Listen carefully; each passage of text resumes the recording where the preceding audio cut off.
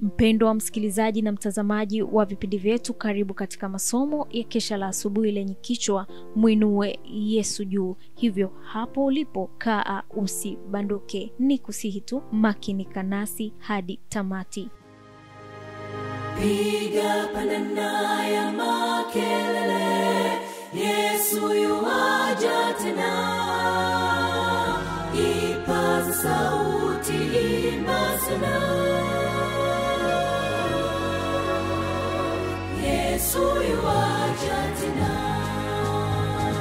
Anakuja, anakuja. Yesu yuaja tena.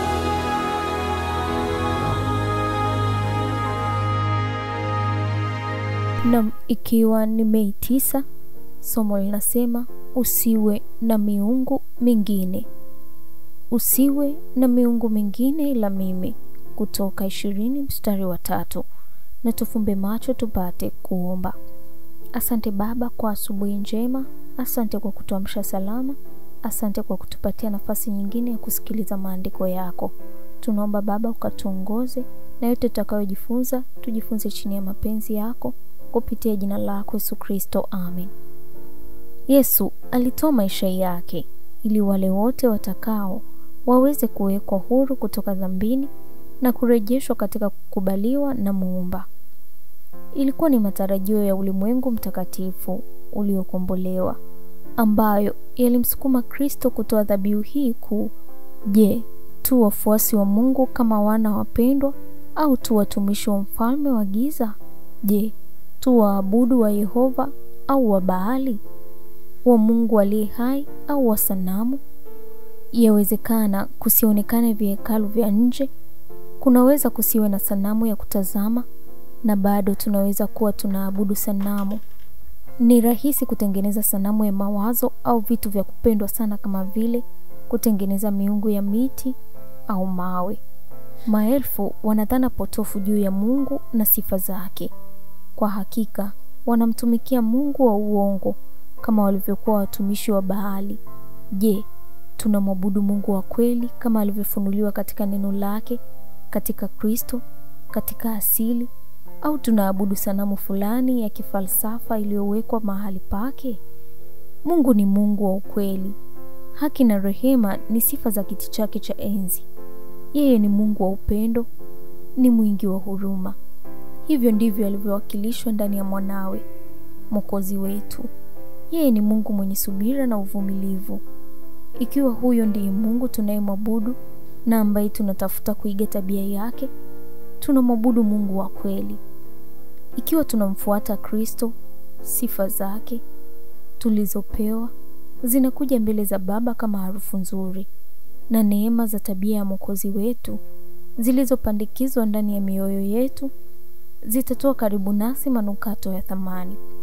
Roho ya upendo, upole na ustahimilivu inayotawala maishani mwetu itakuwa na uwezo wa kulainisha na kutiisha mioyo migumu na kumletea Kristo wapinzani wakali wa imani. Msitende neno lolote kwa kushindana wala kwa majivuno, bali kwa unyenyekevu kila mtu na amhesabu mwenziwe kuwa bora kuliko nafsi yake. Kila mtu asiangalie mambo yake mwenyewe, bali kila mtu aangalie mambo ya wengine. Majivuno, tamaa ya ubinafsi ni mwamba ambao kwao roho nyingi zimeharibiwa na makanisa mengi yamefanywa kutokuwa na nguvu. Wale wanaojua kujitolea kidogo zaidi, ambao hawajaunganishwa hata kidogo na Mungu, ndio ambao watatafuta kwa shauku nafasi ya juu zaidi. Hawana hisia ya udhaifu wao na upungufu wao wa tabia. Nafsi inayomtazama Yesu daima itaona upendo wake wa kujikana nafsi na unyenyekevu wa kina, na itaiga mfano wake. Kiburi, tamaa, udanganyifu, chuki, ubinafsi lazima vioshwe kutoka moyoni. Kwa wengi, tabia hizi mbaya zinatiishwa kwa sehemu, lakini hazijang'olewa kabisa kutoka moyoni.